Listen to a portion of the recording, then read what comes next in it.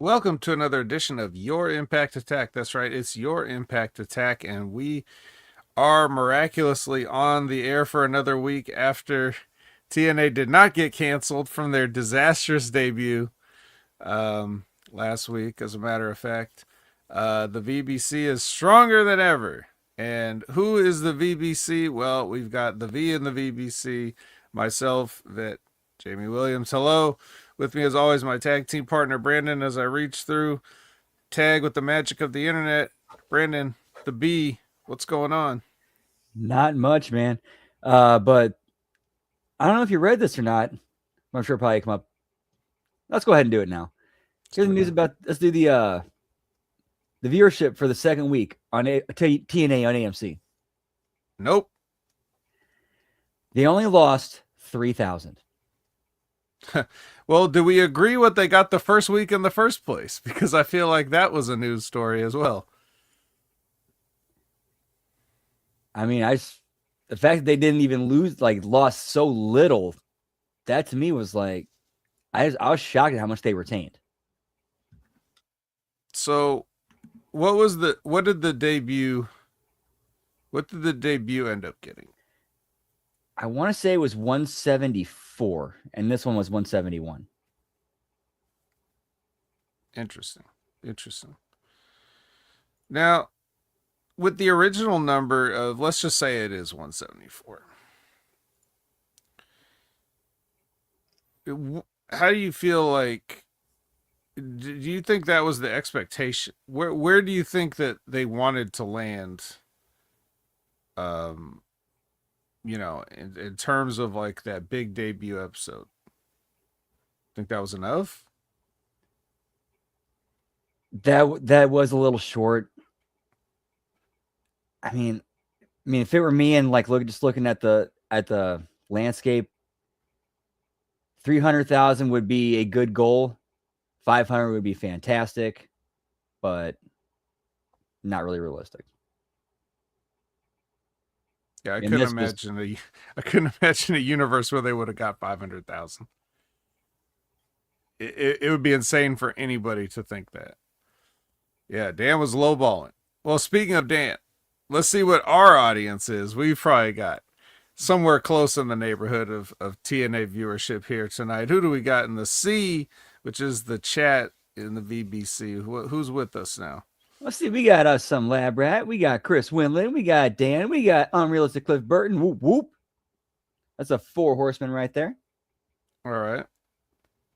Uh, I think uh, I think over in another chat we have Liz somewhere, but maybe she'll eventually migrate over. Um, because of the confusing thing I brought up about how there's two YouTube thumbnails for this show. So which one of those went live. Um, I don't know if Liz was on that one, so let's Yeah, see if she catches up. yeah. I do apologize, guys. Yeah, it's a weird glitch that happens with StreamYard sometimes because it's happened here multiple times. As I've seen it happen with the A show before. Like, so when I go to the StreamYard, it only shows one option, but there's two separate like streams, which is Well, we'll figure that out. But um, so yeah. In any case, TNA, yeah, they're the story. Obviously, we've had another week to reflect on that episode. Everybody else listening to their thoughts on it, trashing it. Haven't really heard anything positive as far as just enjoying the show. Apparently, there were some people that enjoyed it. I heard that from one of the people that was saying they didn't enjoy it. So, you know, it was up to them to keep this thing going. And we're going to talk about that in a second, see if they did that. There's a couple of little bits of news. Brandon, did you have any particular news items that you saw and wanted to talk about this week? I mean, nothing that the only one I can think other one I can think of is one that pops up in the show. And that's about it. Okay. Well, let's see what we got here. Um, I've got a couple of small pieces. Or do I? Where'd it go? I mean, I It know was something about. Here we go. Killer Kelly. You remember her? She made a statement talking about her contract status with TNA because this was a thing that we talked about a little bit ago. But she came through with a X post and she says, "My time with TNA has come to an end. I know this is a long time coming, but y'all deserve to read something coming from me." What's it y'all from? Isn't she some South American or something? Anyways. Uh a contract extension was offered, but in the end we've decided not to go that route. And that's totally fine. I love TNA and my time there was full of ups and very few downs. I've been a part of this amazing team and I'm really thankful for that, especially the lifelong friends I've made along the way. I've grew so much as a performer slash wrestler. The team made me look like an absolute superstar with my promos, parenthetically, which were the fucking coolest ever. And I had the opportunity to make history with the first ever women's dog collar match on TV. And that was her post. Maybe there's more. That's just what they had here. Oh, no. There's more. We weren't allowed to bleed because someone used all the blood tokens. You all know who he is. Ha ha ha.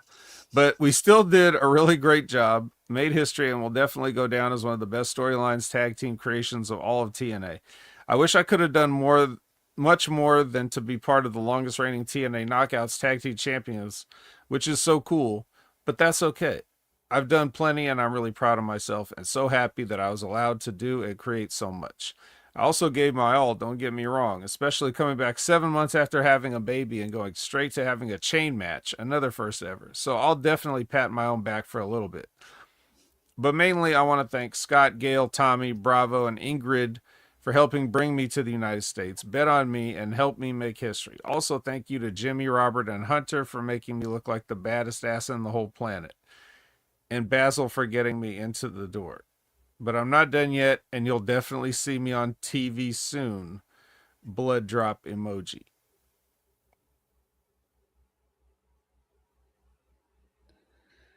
So I'm assuming she's probably gonna go to AEW.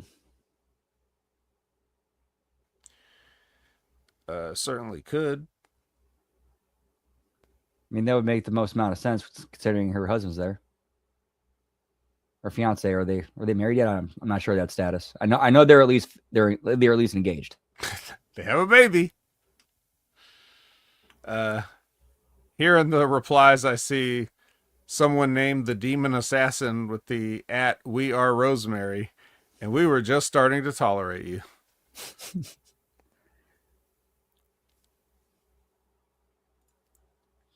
That's how you work. That's how you do social media, pal. Stay in character while putting them over. There you go. So yeah, that's how Killer Kelly feels about it. Um, and that would sort of, that's a long-standing relationship that she's had with either WWE or WWE adjacent promotions, because I remember seeing her for the first time back in NXT UK, making a debut there. So she spent like the better part of the last decade involved with these type of, and now she's gonna, if she is indeed going over to AEW, which she probably, I mean, she could. If everybody just, if everybody just gets to have a job because their significant other or something works somewhere, then sure enough, it's probably where I go. Then that means that Evil's coming to WWE for certain, and Killer Kelly's going to AEW for certain, and everybody just gets to work with their family. And that's for the best. Matt Cardona, Chelsea. Right. So, so there you go. Now, uh, we got another short little piece of news for KJ Orso, which we may remember from a pre-show or something from Genesis, and also formerly known as Fuego del Sol in AEW. So reportedly, um, he has not been offered a contract in TNA. Although, according to Fightful Select, he made a good impression on those folks in TNA. So, and the report also claims that AEW also has an eye on him. Well, they should have had an eye on him because that's where he's been working for the past however long, right? Yes. Hey, get him tryouts, look, some spots on shows, get a look at you. It's like, isn't that the point? Yeah, I think he's had a good. They've had a good eye on him for the 3 years he worked there, and since 2020 to 2023. They might see a future for that kid. But he lost the mask at a GCW show, I guess. But I didn't know anything about that. Well, we'll see what happens. Any thoughts on KJ Orso, aka Fuego del Sol? Why, if you're on like national television working for AEW, why would you lose your mask, your pretty much your character in some throwaway match for a garbage indie? Like, what are you thinking? I think this was after he already left AEW. Oh, my bad. Sorry, I got my timeline wrong. My apologies. That's how it made it sound. Look, I haven't been able to keep track of Fuego del Sol even when he was fully under contract with AEW, let alone what he does afterwards. So, yeah, I don't know. But that's all I got. I don't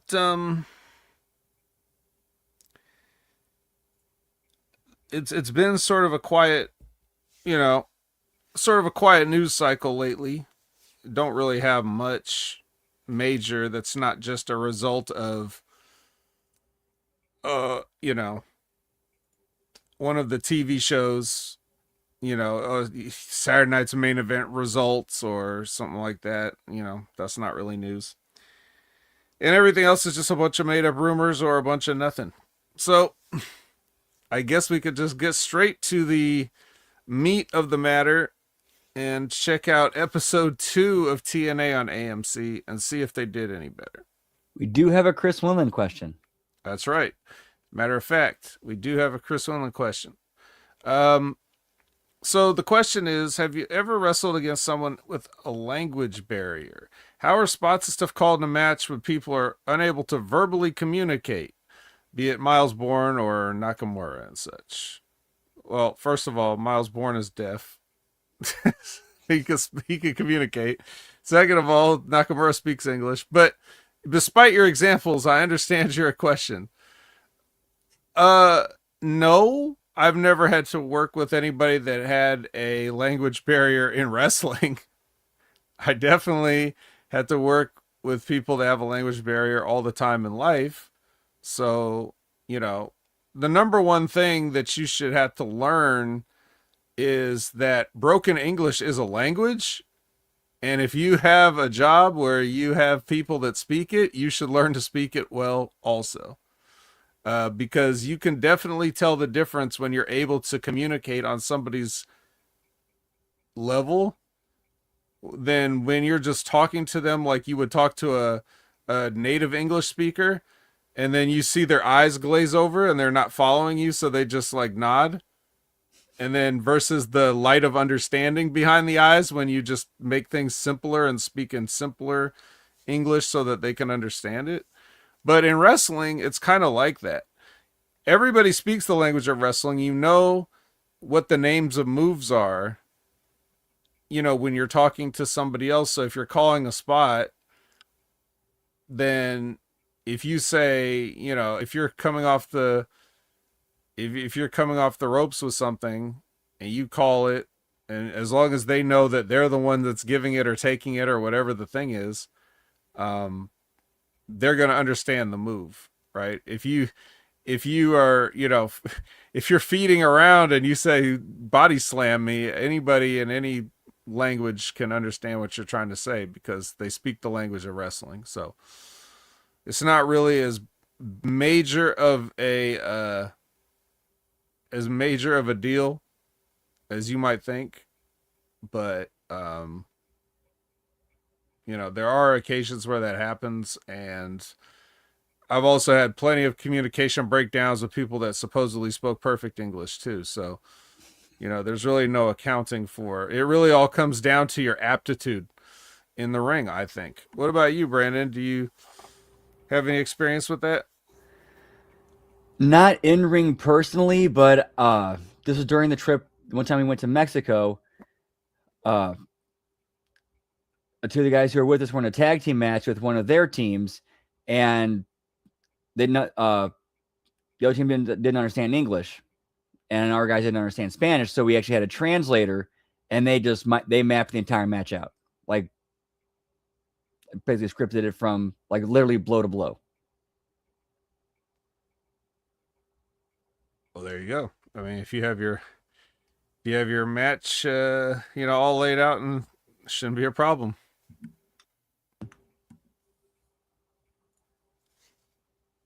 Well, I guess we got a question on the fly. You want to read that one, Brandon? Yep. Thoughts on Bianca Belair returning at the Rumble? If she does, she should face Jade at Mania. Already history there, and SmackDown needs all the help they can get. I agree. That's where I think that's actually, I like that. They could do something with that, but it's WWE. It's funny. I think it's funny how Todd's like asks for the thoughts and then he just immediately puts his thoughts. Well, that's all we need to know. Frankly, I don't have any. I honestly don't think about this kind of shit at all. Like, I don't think about anybody in the Royal Rumble. I don't think about their creative plans. I don't think about anything they're gonna do. So that's my thoughts.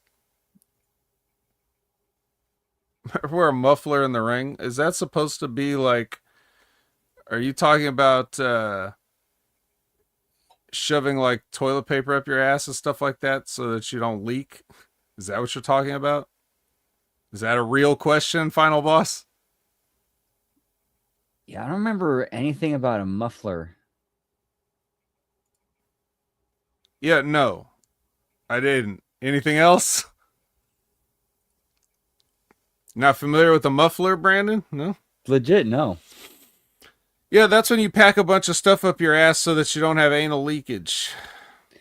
That's legit. This is literally the first I've heard about that. Yeah, see, normal people can go their whole life without knowing this stuff, even if they've been in wrestling.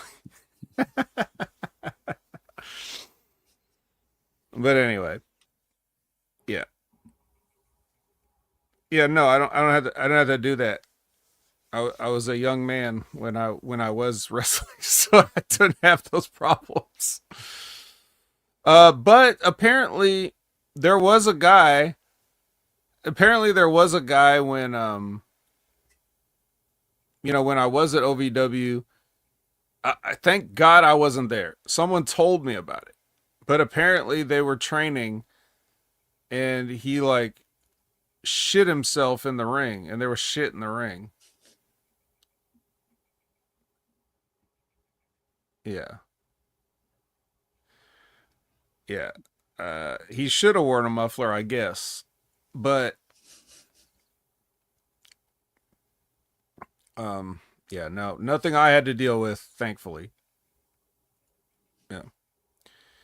Also known as packing. People call it packing. So all right, well, anyways, enough of the frivolity. You've had enough questions. I think it's time to get to some TNA. So Uh oh, Liz made it. All right. So saves the drizzling shits. Yeah, thankfully I think it was the solid shits, is from what I remember hearing. Okay, good. At least the little silver lining, a little bit easier to clean up. Yeah, a little bit. Um, so we are live from a tin can in Albuquerque, New Mexico, because my God, you couldn't have a live TNA show without audio issues. And there was audio issues all through this show still. Like they still can't figure it out. It's proof that just because you're on a certain channel, they are not helping you with your setup or your budget or anything. Right? Yeah, Um, yeah. Like so from what the reported numbers are for the rights deals, you think they'd put that money into improving their quality, their production quality. We got Liz in the house. Whoop whoop. And also yeah. Todd, you eat. Yeah, maybe rights fees are a myth. Maybe AMC's like, look, you're lucky to be on this channel. You don't have to pay any shit.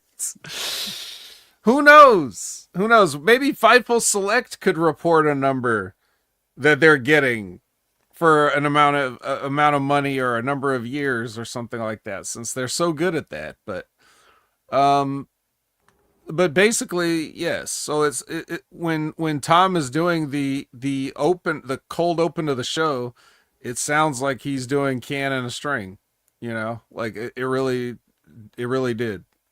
And then we move on to a ketchup packet from there. It is. There it is. Uh, from TNA Genesis. So this is a Genesis ketchup packet. So if you didn't see whatever happened on Genesis, here's your chance to watch 2 minutes of highlights.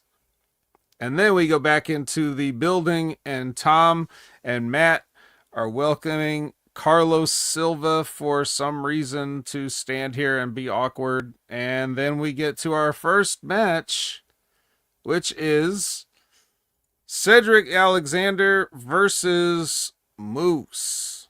So, in one way, I'm like, okay, we getting a Moose singles match to start off.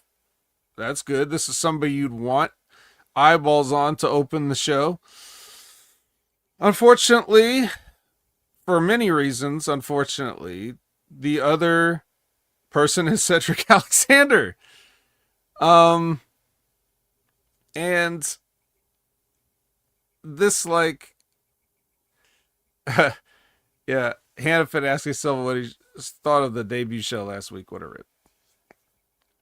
Give me TNA Tony, pal.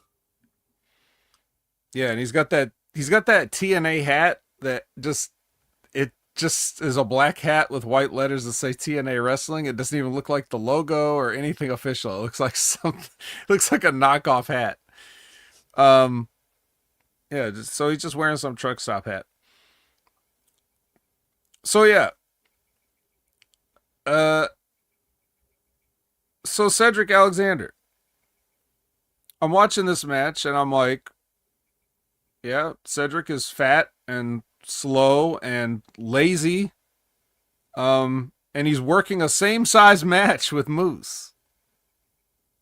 Like, it's just everything he does in this is just like he's working like a Cruiserweight Classic match. He's like, oh, you could do Cruiserweight Classic things, so wouldn't it be great if I just gave you a Spanish fly, or just threw you down with an arm drag, or just whatever? Like, you're not like a 6'6" ex-football player, you know, and I just I can't with Cedric.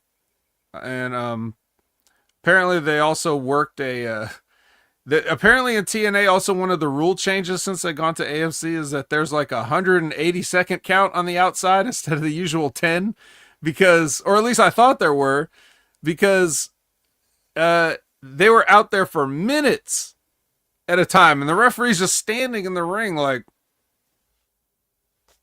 I don't know. I mean, it took him 10 seconds alone to decide who was going to suplex who on the floor, let alone the rest of how long they were out there. So, yeah. So Moose is still selling the back from the the stair bump at Genesis. I even saw him try to say that like he actually did suffer a legitimate injury during that match. And I just want to say, like, no, you didn't. Like, if you want to work the people, you're supposed to work the people, but you're not just supposed to directly lie. You know what I mean? Like, yeah, that's cheating a little bit. Like, you're supposed to, not, you don't just come right out and say, like, the opposite of what happened. That's not working the people. If you want to work the people, you just continue selling the back like you did, or, you know, maybe post pictures on social media without saying anything. Yeah, like some fake X-ray pictures or something. Yeah. Because I don't know. Did Seth Rollins ever once say, I legitimately hurt myself in that match with LA Knight? Or did he just go around on crutches acting like he did? I don't remember, so if I'm wrong, correct me, but yeah. So anyway, after all this, after working a 50-50 same size match with Moose and getting heat on a back, Cedric Alexander reverses a power bomb with a Frankensteiner pin and pins Moose. His shoulder wasn't even down, but they didn't do that because they were trying to work an angle on his shoulder not being down. It just didn't go down. So anyways, Cedric wins and they shake hands, and more on that later. But Brandon, I mean, yeah, okay, so we start the show off with Moose, but then again, not really. We kind of start the show off with some other bullshit, and then we kind of get to Moose, and then when we do get to Moose, he does not look like a star. Yeah, bad showing for Moose tonight. I'm wondering, well, it is kind of Empire Strikes Back on Moose. We're going to see Empire Strikes Back, and then you're going to see Return of the Jedi later? I don't know. Is that what they're thinking of doing? I don't know. I don't think so. I think they already used up their Empire Strike Back cards on Santana, don't you think? Yeah, that's a good point. Because at least he's definitely seems like more of the focus of the show and the company than Moose does. So, which you could say that ever since, Scott D'Amore's been gone, basically. If you want to put a timeline on it. Yeah. Karma for what he said about fans should be critics? No, because this was way before that. This stuff was already happening way before that. This is just the continuation of what it's always been. You know what I mean? They clearly just don't have the current management setup does not have the same views on Moose that we obviously do, and seems like other people had in the past. And we had like little issues with Scott D'Amore's presentation of Moose, but even then, we can all agree that was like 1,000 times better than this, as far as like him looking like. So, and again, understand being a team player, but that doesn't mean you have to know what's right for you. Like, you have to know you're part of the team too. Being a team player doesn't mean sacrificing yourself at the altar of every less talented person or less marketable person that comes through.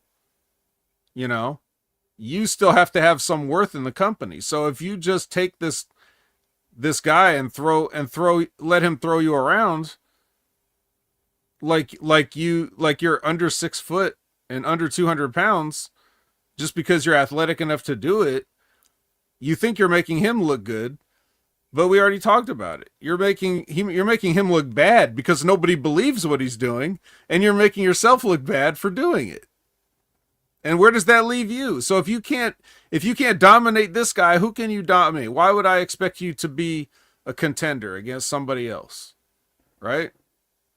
So there's more to being a team player. Being a team player, you still have to focus on yourself. You have to recognize your part of the team, your role on the team. And that's just something that people say they want you to do when they're a booker and they're trying to convince you to go with one of their dumb ideas. They say, be a team player. Yeah. So I think Moose should be a team player like Shawn Michaels was a team player. I think that's how he should do it. Definitely be more protective of his character and his business. Right. And I don't want to keep harping on this or whatever, because it's like, it's not just that I don't care for Cedric Alexander as an entertainer. I don't care for Cedric the Entertainer, okay? No, I do care for Cedric the Entertainer, but not Cedric the Alexander the Entertainer. Because, like I said, he's fat. Okay? He's fat. Right. And I'm watching him in this match and he's like half-assing stuff. Like he's slow. He's slow. Cedric Alexander's slow in there for a guy that's supposed to be known for being, all he is like like one of those Meltzer 5-star type of guys. Like he's the guy that's like has those type of matches and he's off by a step and he's out of shape. So, yeah. Yeah, I don't think even like when he first debuted with him, I don't think he looked that bad. No, he didn't. No, he's been in better shape and he's been in better ring shape. But not only is he, looks as bad as he ever has, he's going over a real star. So, all right. Anyways, more on that later. Now you get Santana to come make an entrance that, honestly, if we're looking at this from a formatting perspective, shouldn't this have started the show? What's up? I said, if we're looking at this from a formatting perspective, don't you think this should have started the show? Mike Santana coming out? Yeah, your champion making a statement. Right. I mean, we ended last week with Santana. Might as well start this week with Santana, right? Not that I'm, again, excited to see Santana, but here you go.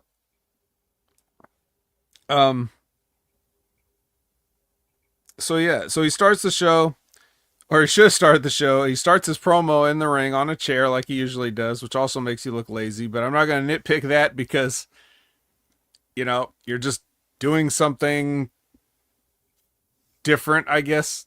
Other people don't sit in a folding chair in the ring, so that's Santana's thing, so fine. If he wants to stand out by doing that, fine.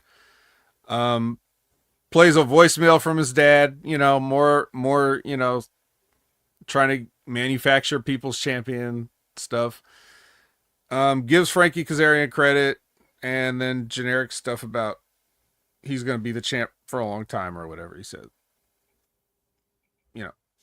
It's Mike Santana. What can you do? But do you feel like he established himself as the champion for the new viewers? Does Final Boss Engage think Mike Santana established himself as a champion? Final Boss is a good, because Final Boss got roped into watching TNA apparently. So I'm wondering, like, from that perspective, from somebody that's lapsed or just doesn't care about something and then comes in and watching it. Because if I come in here and say it just sounds like complaining because I have to watch it every week. But, getting the outside perspective too, I don't know what this is. I can't tell what this is doing as a fan. Maybe I'm too used to Santana. What do other people think? So I don't know. What do you think, Brandon? Is he making an impression? I mean, it's a lot of what we've already seen before. Like, I like to see something new out of him. Like, we've seen him go to like the personal well a little bit too much. Let's see something a little bit different. Yeah, as far as the gimmick is concerned, if you don't get his gimmick, there's nothing to get. He's just going to come out and tell you how hard he's worked to get everything he's had. He's going to tell you how he scratched and clawed. He's going to say all the cliche things that you've heard people say. And it's true. I mean, he's worked hard. Just like everybody has. So that's great. So it's his turn now. He scratched and clawed, and it's finally his turn. Let's see. Order 4 with Gia and no music underneath. He says Matthew and Jeff are sheep. Referring to the Hardys. He should have said Jeffrey, right? If he's saying Matthew, he should say Jeffrey, right? Don't you think? Yeah, if you're gonna can't be half pregnant, pal.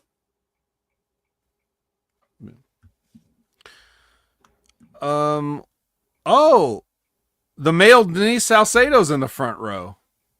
You see that? We got a Chris Van Vliet sighting in the house. Oh yeah, that's right. Whoop whoop.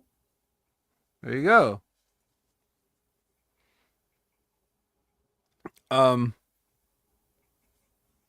Yeah, Todd says, I like Santana, but I'm biased because I actually met him and know his story. As an outsider, someone who isn't a fan, I can see why they wouldn't be.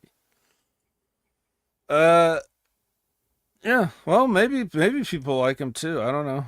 I mean, sometimes when you just tell the people that they like you, eventually they give in. You know, I guess they figure it worked for The Rock, but insult to Chris Van Vliet? Truth. It's truth. It's the truth.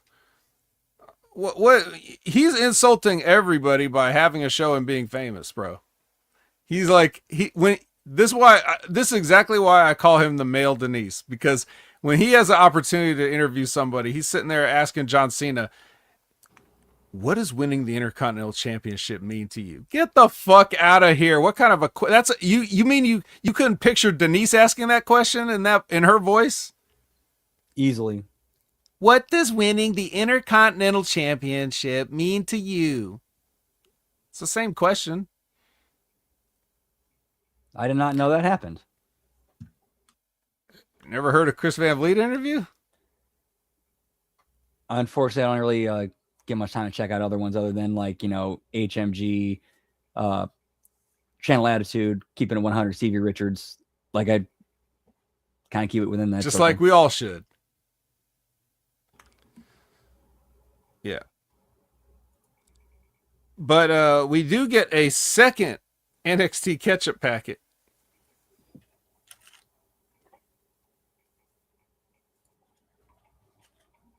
There you go. The concierge intros the Elegance brand. This is where I think this is going to be the biggest sticking point for anybody that is kind of on the fence about getting with TNA full time. But anyway, we get a match.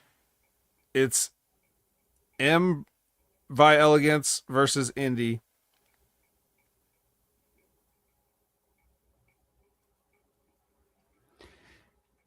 Whew. Indy Hartwell, that is. This was not. Oof.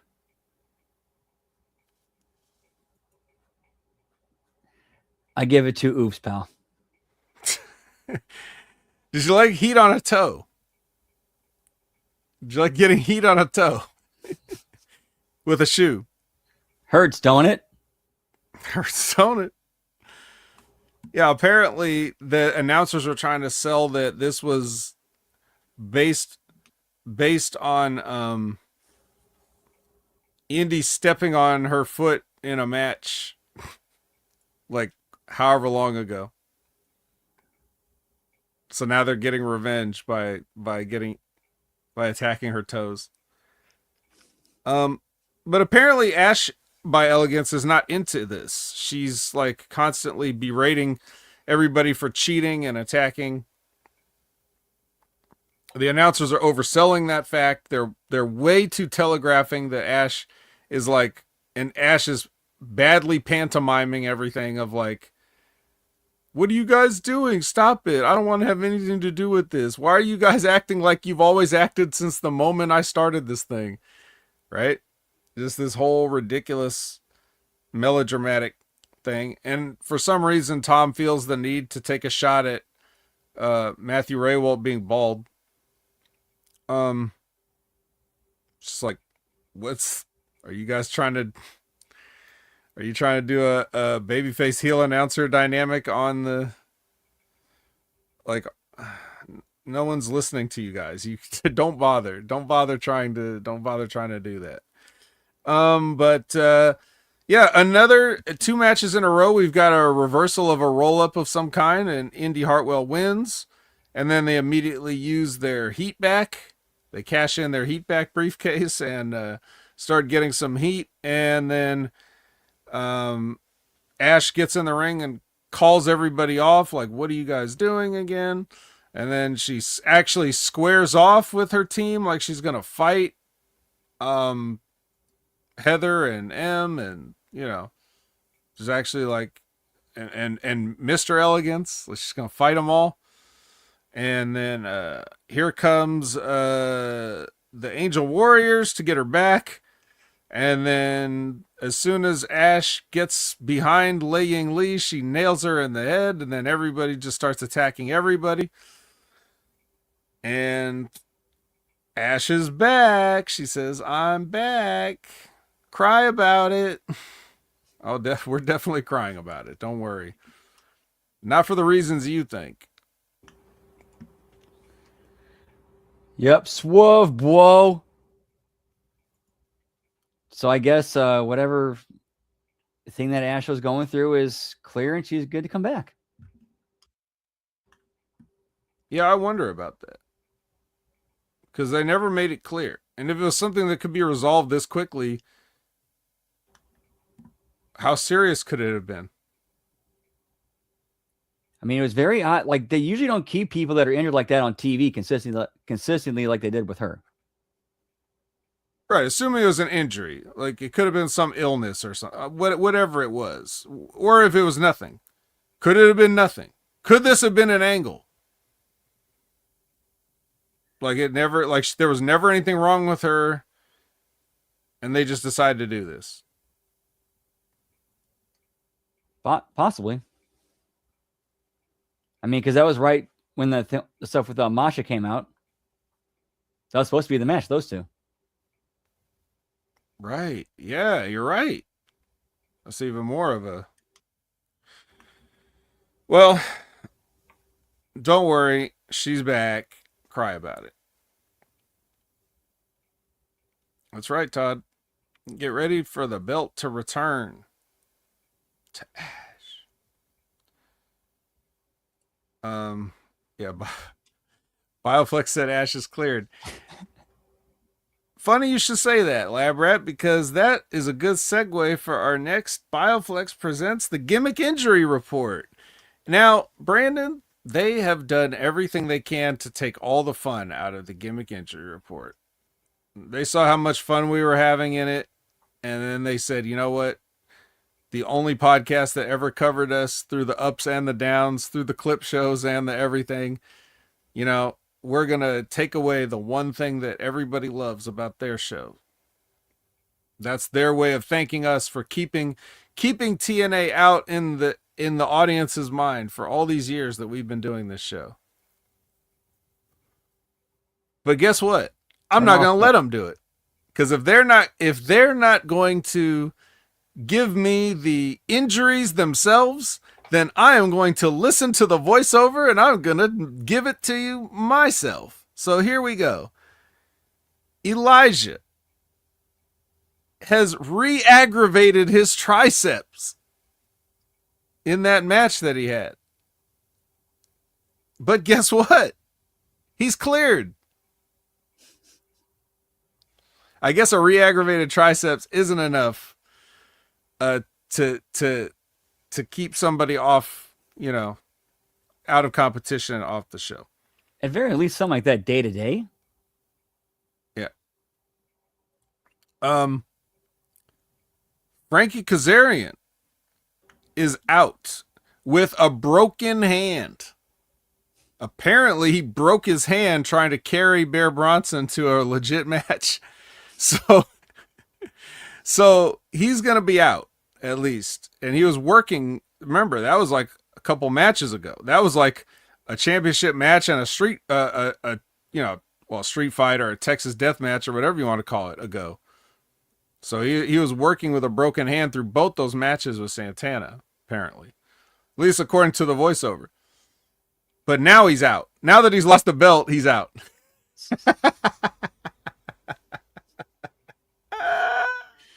Oh, brilliant. Yep. Yeah, thank you for your hard work. Thank you for your service, Frankie. Now get the fuck out. Yeah, at the very least, you could have said it happened in the Texas death match, so at least it didn't make it look stupid. Well, they got to be honest. And then the Hardys, you know, I mean, they had a title match. They ended up winning, of course, and they're cleared. But I mean, they've probably got all sorts of bruises. I mean, we can only speculate how many bruises they have, but they're cleared, so don't worry. Bruising and upper body. That's right. Yeah, Final Boss, you didn't even get to see the good version of the injury report. They've just like everything in wrestling, they've just anything that kind of gets over, they dumb it down and they ruin it. So now it's up to us to carry the injury report. Yeah. I hope we don't break our hand. So Elegance wants to celebrate the comeback, the Ash comeback. And also at this point where they're all just backstage cackling about their evil plan coming to fruition, at some point Ash says, April Fools. I don't know. Is that for like ironic comedy purposes? I don't know. I mean, because it's nowhere near April, but no. But nor was it when she originally got hurt. No, supposedly. So that's supposed to be. I don't know. I'm not gonna lose any more brain cells trying to think about it. Yeah, let's just move on to Feast or Fired. Talking about losing brain cells. Feast or Fired. Also a little bit late in the season, but we get it anyways. Here are the people that are participating in this match. The Fat System, Mance Warner, AJ Francis, Rich Swann, Burt Macklin, Hometown Man, Ryan Ziegler, Eric Young, and making his big return. That's right. The canceled Trey Miguel. Yeah, but they got no problem with the dude with pictures of himself dressed up as Hitler. Nah, he's cool. He's fine. He's absolutely fine. That's fine. Yeah, you would think he would, with TNA and the,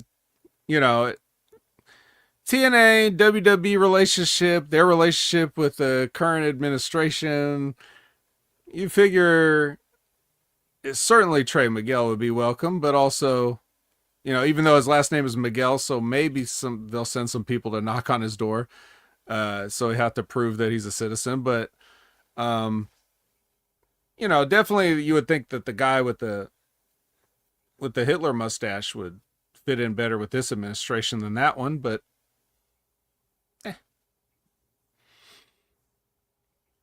So here's the order of briefcases. Number 1, Eric Young gets number 1. Number 2, Burt Macklin gets number 2. Number 3, Trey Miguel gets number 4. And number 4, Fat Eddie gets number 3. After his good friend, Fat Brian Myers, sacrificed himself to take out the rest of the match so that Eddie could climb up and take the briefcase. So there are your winners, and we'll find out what's in those briefcases. Win? Because they didn't really do a great job of talking about it.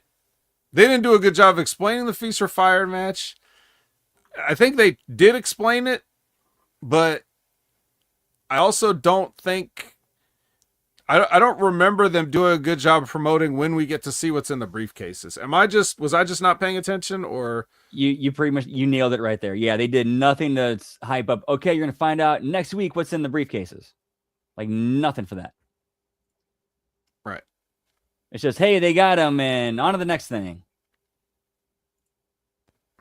Now, in the past, they've done this a bunch of times. I don't know if they've done it literally every year, but they've done it a lot. Um, but you remember better than I because you probably followed TNA more closely than I did at times. Did they ever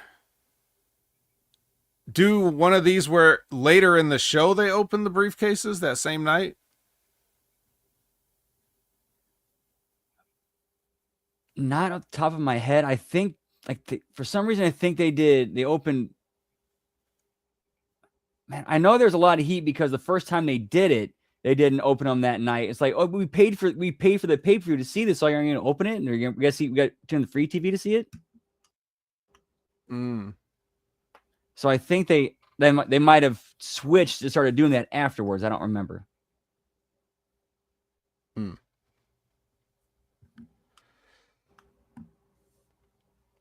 Well, I don't know. But I mean, looking at the people that got the briefcases now, uh, well, frankly, that's what I think they should do. Like, I think they should have waited until, like, they could have sort of teased this as a main event, but they might have some reason why they want to prolong it. Uh, but I was just thinking, like, yeah, they could have started the show with this match and then ended it with people opening the briefcases. Because why wait? You know, like think about it in logistics, real life terms. Like why wait? If you really did a shoot match like this, why would you want to? Why would you have these guys have a briefcase for however long and then just not open it when you could easily just open it on the spot, right? So, yep. And those results are your hook for next week, right? So, um. So yeah, if you're looking at Eric Young, Burt Macklin, Trey Miguel, and Fat Eddie, if you think of who's going to get fired, like the obvious choice would be Trey Miguel, even though it could be anybody because usually when you get fired, it's just an angle anyways, right? So it doesn't really have to be like a real firing. They did that with Christopher Daniels where he would just become Curry Man and then Curry Man would win and get fired and then Christopher Daniels would make his miraculous return to TNA, like shit like that. Uh, you could. I don't see you firing Macklin. You probably don't fire Fat Eddie. So I could see you firing Eric Young, like to set up the next gimmick that he's about to do. Yeah, that would make the most amount of sense. Although you could do a comedy bit with Trey that ends up a storyline that you can prolong for a bit that ends up with him eventually getting rehired. Yeah. Well, somebody said he could become hometown dude or hometown guy, tag team up with hometown man. Yeah, it could be Fat Eddie because you could also do a gimmick where, like, well, look, you have to trust the system, and if the system says you're not fired, you know, the system started as a heel group. That was kind of the whole point. Like their whole point is that they were running TNA without management approval. So if management told one of them they were fired, they could refuse and Eddie could just keep showing up like as a rogue agent or just with the system like nothing ever happened and like we actually run TNA so we don't have to listen to a briefcase or something. You can make a storyline out of that too. There's different ways that you could go about these things. I'm sure no thought has gone into any of this and you're going to get the lamest version possible, which is probably Trey Miguel gets fired and comes back as hometown dude. But whatever.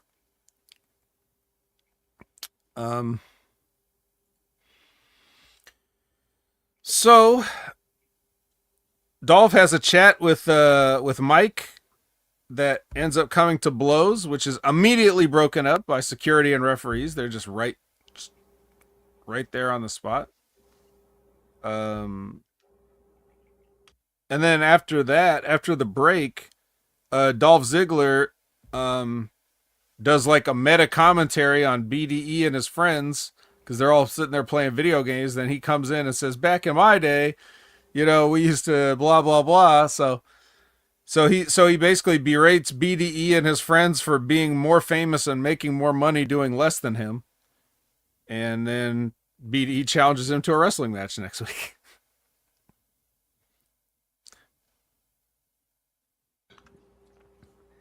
I mean, it was what it was. I mean,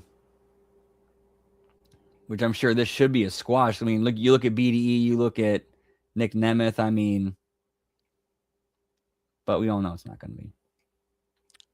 What I see them saying is like, "Hey, we need you to get the kid over. We know you're gonna sell for him. We know you're gonna put over all his weird flying bullshit and take bumps." That's what I see. That's what I see them telling him. That actually, yeah, it's a lot more realistic. Yeah. It's like, come on, man, you can get a great match out of the kid. Don't you want to show the world what you can do in the ring with an influencer? Yep. Bet putting heat on young talent playing video games. He's saying a vet, not me. You can follow me at Opinion Haver on Twitch.tv. So, I'm not gonna put no heat on nobody, but I'm not. You know what? I'm not even going to put heat on Elena Black for her promo here because I thought, while boring, she at least had a little bit of a thread in her promo. Her thread was like, "I'm the only one."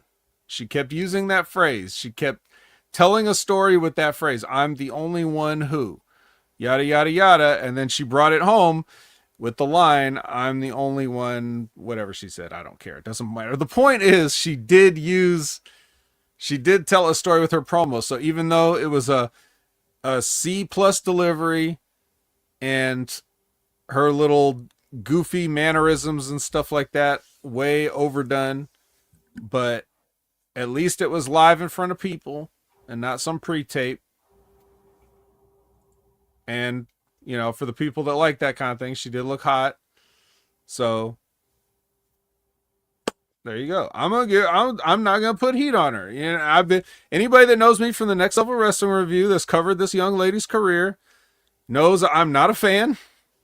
So, but I am fair, and I'm gonna say that I'm gonna give her a thumbs in the middle here, a strong thumbs in the middle, maybe slightly almost 45-degree angle thumb. What about you? What'd you think? I thought it was decent. I think there's somewhere to go from there. Yep. Question is can TNA and her work together and get that done? We shall see.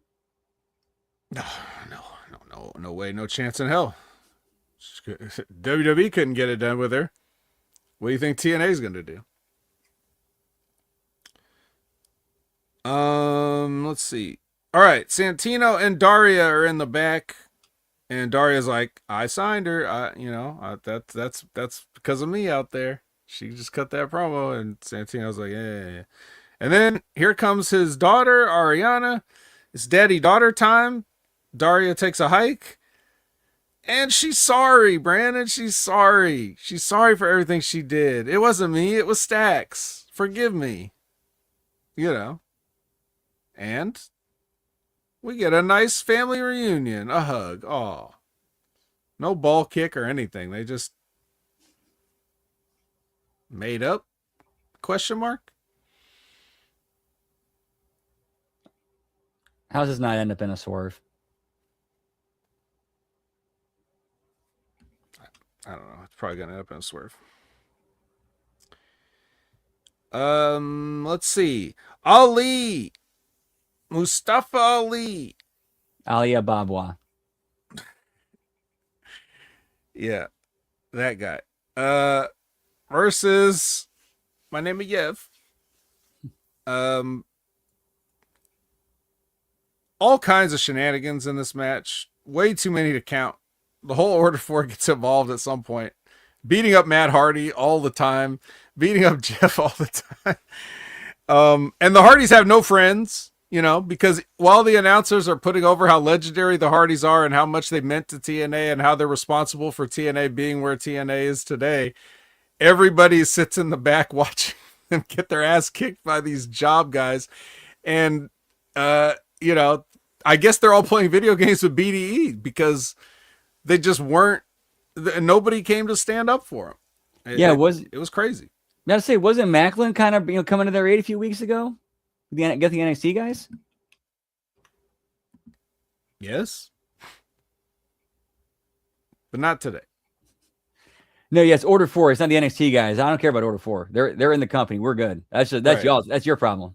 That's basically it, right? It's just they're not, inside job. Okay. Maybe Santino's too busy hugging, like he couldn't have sent anybody out there. Just I don't know. Man, y'all standing there hugging and shit while we're getting our asses out here. Right. It was funny. Like just so the amount of times I saw Matt Hardy face down on the floor, it was just comedic. Like, I don't know if they meant it to be as funny as it was, but it was. It was very funny. But despite all this, Jeff does hit a twist of fate on the stairs to work a 10 count, which they both narrowly beat. And he hits another twist with Ali wearing Sasha as a backpack. Or not Sasha, Tasha. Tasha Steelz. Remember when she used to wrestle? Crazy times. Remember she was a champion and beating Mickie James? Yep. Remember when she was like the most pushed female wrestler? The greatest who beat the greatest? I remember those. Barely, though. I had to be reminded. Yeah, so Ali's like somehow ends up like with her on his back, and Jeff hits him with a twist. He ends up hitting another twist, but somehow that gets countered into where Ali goes up for a 450, hits his 450, but Jeff kicks out of a 450. Yeah, that was very eyebrow raising. And then Elijah came out. You just hear the strum of the guitar, and out walks Elijah. Who wants to walk with Elijah? And apparently Ali doesn't, but it's just enough of a distraction to get yet another twist, and then a swanton, and a rare 1-2-3 victory over Ali. That's probably like only the third or fourth time he's lost in the company. To Jeff Hardy. In a complete throwaway match. In a complete throwaway match that absolutely means nothing, has nothing to do with anything. And the righteous are somewhere outside just yapping away. Who wants to interfere with Elijah, pal? That's right. Nobody. He was the only one. But he waited this long, though. He waited until just the right moment to come out and strum his guitar. If they had gone for that 450 splash a little bit earlier in the match, do you think Elijah would have had time to walk there? I don't know. It's a gamble. It's a gamble he took, but it paid off.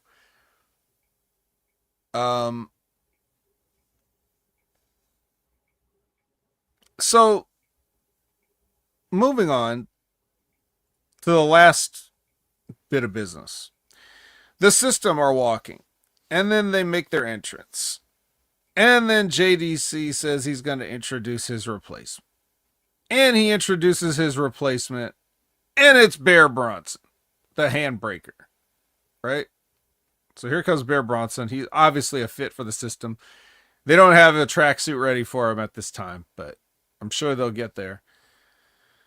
And then, as everybody's like glad handing and stuff, Fat Eddie gives JDC a low blow.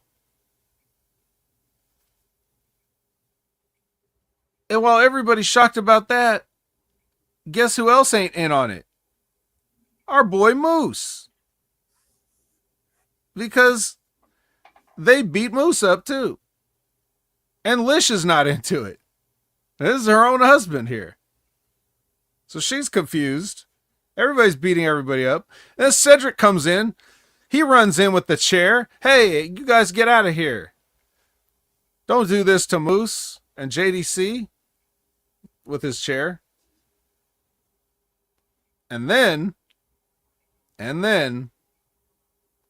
he takes that chair and he whacks Moose across the back.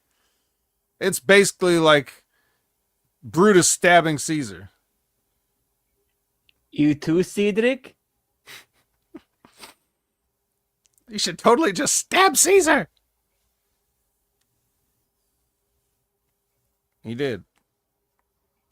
The betrayal. And the new system. These guys with everything in common.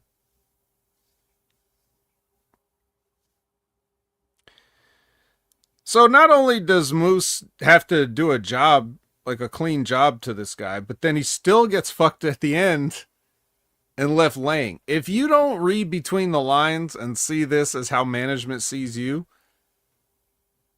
I'm sorry. And guess what? I do get to criticize because I was a pro. So I'm allowed. This sucks. You would think that Moose going over at the beginning would have added more to this, right?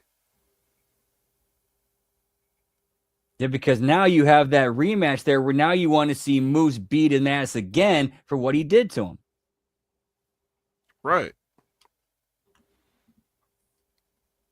And it would give Cedric the sort of, you know, the motivation for the dark side turn of like, not that it's a good motivation. I'm not saying any of this is good. I'm just trying to say, like, if you're going to do a bad version of something, do the best bad version of it that you can.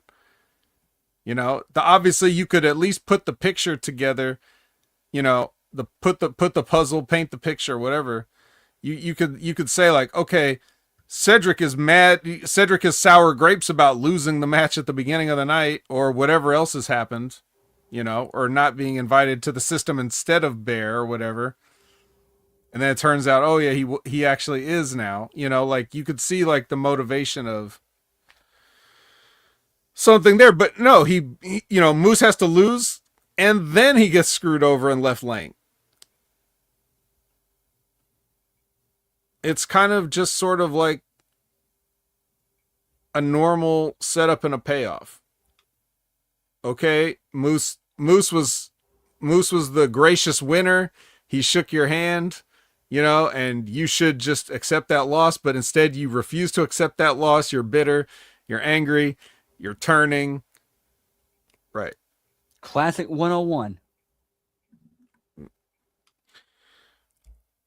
Well, you're not gonna get that. You're not gonna get logic. You're not gonna get good booking. You're not gonna get good stories. You're not gonna get anything. I'm just telling you now, if you're only hyped up about TNA because other people told you you should be, feel free to jump off the train anytime. Because we are here to tell you from experience of doing this for a while, it doesn't get better. It only gets worse. Brandon, how many years have you said, I'm going to give them the benefit of the doubt, I'm going to see where this goes? And then every time you look back 6 months, 12 months, 18 months, where did it ever go? All it ever went to was a place where you said, I'm going to give them the benefit of the doubt and let's see where this goes again. But it never went anywhere. We were never proven wrong. We were never told, like, we never had to eat crow. We never had to eat humble pie. We've come on here and torn this shit apart for years, and they've never proven us wrong. Plenty of muffins, though. Huh? Plenty of muffins, though. Oh, yeah, quite a few muffins. And that's fine. Because we don't want you guys not to watch the Impact Attack and hang out with us every Monday night live. We just tell you, you could go ahead and skip TNA if you want, because you're not going to get what you're being promised that you're going to get. We can promise you a good hour plus of entertainment every week. They can't promise you that. So that's my final plea to the final bosses of the world who are checking this stuff out, becoming more regular. Don't worry about TNA. Just worry about the Impact Attack. And with that in mind, this Impact Attack is over. So, Brandon, any final thoughts on the episode and how it relates to week one? And tell the people what you got going on for the rest of the week. Final thoughts. Definitely an improvement over last week. Again, they still had a lot of issues to work through. Will they? Probably not, because it is TNA. But as far as week 1 to week 2, at least the numbers are saying for the most part they held the audience. So we'll see where week 3 goes when those numbers come out. Hopefully they can retain or even grow, but we'll see. Oh, hopefully it's a good show. Okay, so just one other little thing on that. The fact that they mostly retained just tells you that you've got an audience of TNA that's only going to watch no matter what, right? I mean, that's what I read. If I read that as anything, because I don't put much stock into the ratings, but if I was to read that as anything, that's what I would read it as. These are the people that was going to watch. And the only reason it's higher than it was on Access is probably because more people have AMC than Access. So those were TNA fans that were maybe watching on apps or other stuff before, and now that they have a channel that can actually watch it, they tuned in to watch it, and now it's just the TNA fans. I think that's what I would read, even though it's only been 2 weeks. But that's a good point. But also, I was kind of shooting extremely low and thinking, oh, they're going to drop to 100, maybe if they're lucky. Yeah. And the other thing I was going to say is, are they going to do this live every week? No, they're actually not. The next live show, I believe, is. Let me pull up my calendar. Is because March 5th. Okay, because I was going to say, because that's putting way too much unnecessary pressure on them. They can't handle it. They're not going to be able to sustain that. Doing like a live 2 hours every week, so they can't even sustain taped. So I don't know how they were going to ever sustain live, but it's amazing they did 2 in a row. But anyway, all right. So with that being said, the rest of the week, you've got some stuff planned. Yes, sir. So after this show goes off the air, we got the continuation of the Raw watch along. And then Tuesday, we got the late start NXT watch along once the A show goes off the air. Wednesday, the AEW Dynamite watch along and bell count. Thursday, we have TNA Impact watch along and bell count along with JCW Lunacy. That one's kind of split up. Like we do like half of Lunacy and then Impact and the other half of Lunacy. And then Friday, get the SmackDown watch along and bell count. And then Saturday, we're doing a Royal Rumble at live as it airs. Whoop, whoop. And then I'm bouncing around doing HMG After Dark that night as well. And then Sunday, HMG After Dark that night. And then, of course, you can always catch me on Twitter, or as the kids call it these days, the X at LG Brandon Whoop. And I'm also on Twitch at twitch.tv/LG Brandon Whoop Whoop. All right. Good stuff. And of course, you'll pick up the Raw watch along after this as well. Are you going to go back to that? Okay. Yep. All right. Well, as for me, at Opinion Haver everywhere, of course, you can find me at HMG as well, where you can see me do the Next Level Wrestling Review with Big Ray Hernandez every Wednesday at 8 a.m. Pacific, 11 a.m. Eastern. Talk about the NXT portion of this. You want to check out AEW stuff? That's every Sunday at 8 a.m. Pacific, 11 a.m. Eastern for Directage with Professor and Jimmy T. And that's a good time as well, especially if you don't watch TNA. Check out Wrestling with Rick Rogers every Friday at 9 a.m. Pacific, noon Eastern. They got a big guest this week. It's Luther Reigns, aka Horseshoe. He's going to join the show and talk with Rip and Vaughn about the old times, I guess. Some good old times. I had no idea that dude was involved in a segment with Roddy Piper on an episode of Nitro. Neither did I. But maybe they'll talk about that. So, sure to sign up for Wrestling with Rick Rogers on YouTube. hit that subscribe, notification bell, yada yada. Check out the Stevie Richards Show. Hit that subscribe, notification bell, yada yada. Lots of good stuff over there. The Stevie Richards Show, as always. And definitely check out Limpin' Ain't Easy, new format. Timmy Baltimore is coming at you with news and events of the week and everything. So, check him out over there. Limpin' Ain't Easy. Like, subscribe, notification bell. So, that should just about do it for all of the plugs. And thank you for watching tonight. And for Brandon, I'm the vet, and I don't have a sign off line.